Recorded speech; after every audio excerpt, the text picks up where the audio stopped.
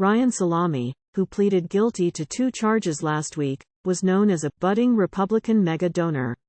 Sam Bankman-Fried won people over through his reputation as a civically minded progressive. Last week, an FTX executive who cut a different figure, that of a budding Republican mega-donor, pleaded guilty to 2 charges ahead of his former boss's trial. Last May, Sam Bankman-Fried said that he could spend up to $1 billion supporting candidates and causes through the 2024 presidential election. He later walked back the claim, calling it a dumb quote, but the suggestion, and the flurry of press around it, captured a key part of the image that Bankman-Fried had cultivated. SBF made himself known as a political heavyweight. He was a known donor on the political left, and as an avatar of the effective altruism philanthropic movement, to which he also donated millions. Central to FTX's growth, and Bankman-Fried's popularity, was his public face, and the ideals he said he stood for. But last week's guilty plea from Ryan Salame, a lesser-known FTX executive, is a reminder of one of the many truths that have since come out about Bankman-Fried. His donations were likely not based solely on the best interests of humanity but also on the best interests of crypto. In addition to his publicized donations to Democrats, he also marshaled millions of dollars to boost Republican candidates who seemed sympathetic to crypto-related causes. He has admitted, since the collapse of FTX, that most of his Republican donations were not linked to him, for cynical reputational reasons. Reporters freak the fuck out if you donate to Republicans, he told the crypto content creator Tiffany Fong in November. Bankman-Fried's fingerprints weren't always apparent on Republican donations, but his Lieutenant Salame's often were. Salame, whose name is pronounced Salame, last week became the 4th top FTX executive to plead guilty, including to a charge of violating campaign finance law. Prosecutors alleged that he made millions of dollars of political donations, many of which were to Republicans, under the direction of Bankman-Fried. Salame was public about his Republican affiliations. While Bankman-Fried hobnobbed on the left, Salame leaned into his identity as a budding Republican mega-donor, as the Washington Examiner called him last September. He donated millions of dollars under his own name, and even helped his girlfriend run as a Republican for a congressional seat on Long Island. She lost in the primary. It's not totally clear whether Salame is truly passionate about Republican political causes or if he was simply emerging as a Republican donor out of loyalty to his boss and his girlfriend. He has reportedly said that he was not especially interested in politics, and that he was getting more involved at the encouragement of others at FTX.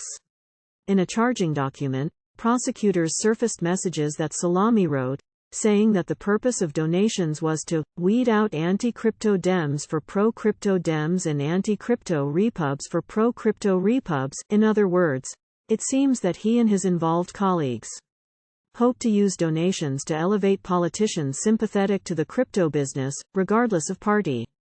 Jason Linder, a lawyer for Salame, did not immediately respond to my request for comment, though he said in a statement last week that Ryan looks forward to putting this chapter behind him and moving forward with his life. In contrast to his compatriots, who claimed to be getting rich in order to give back and who were involved with effective altruism, Salame reportedly spoke about working in crypto simply to get rich. Salame clearly enjoyed the trappings that the wealth he gained in his 20s, he is now 30, afforded him. He has a reputation for enjoying fancy cars and private planes. His taste is apparent in his accessories. I noticed that in a widely circulated portrait, he is wearing what looks like a Cartier Juste Clou nail bracelet in white gold. These status symbol bracelets start around $8,500. Last week, Salame arrived in court to plead guilty wearing orange and blue socks emblazoned with Bitcoin logos.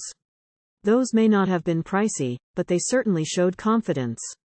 In what feels like a poignant, or maybe self-aggrandizing, touch, Salame invested some of his wealth in the restaurants of his home region, the Berkshires. He grew up in western Massachusetts and attended the University of Massachusetts at Amherst. Salame swooped in with millions during the early days of the pandemic, and by the time he was 28, he owned nearly half of the full-service restaurants in the small town of Lenox, according to the Berkshire Eagle. He was a local boy done good, until FTX cratered. Now Salame must forfeit his interest in one of his key restaurant holdings, along with assets including millions of dollars and a 2021 Porsche, as part of a plea deal. Whether Salame's heart is truly in Republican politics or in restaurants or just in socks and personal advancement, he cuts a contrasting figure to those of his fellow former FTX executives. And he may continue on that path. The others who have pleaded guilty, Caroline Ellison, Nishad Singh, and Gary Wong, have all also agreed to cooperate with the government and to testify against their former boss. Salame has not. Bankman-Fried has pleaded not guilty to all of the charges brought against him so far. This time last year, those executives, Bankman-Fried most of all, were widely seen as responsible adults in a cowboy industry. That the walls have closed in this fast, and that their noble public personas have fully crumbled, remains stunning. Maybe Salame was frankest about his motives all along. More than 2,600 people were killed and thousands of others were injured by a powerful earthquake in Morocco this past weekend. Rescue workers are reacting to find survivors. Our photo editor Alan Taylor compiled images of the earthquake's aftermath.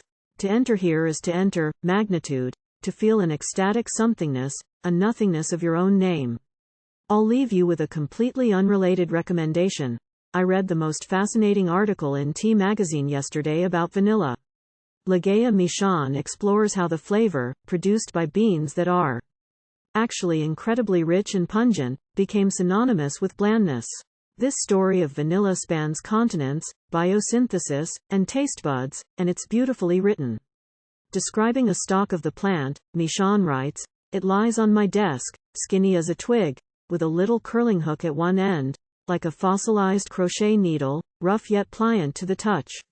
I am trying to write but the room is possessed by that scent, a summons of honeysuckle, sun-fat figs and red wine, of the dank sweetness of soil when the rain has soaked through it.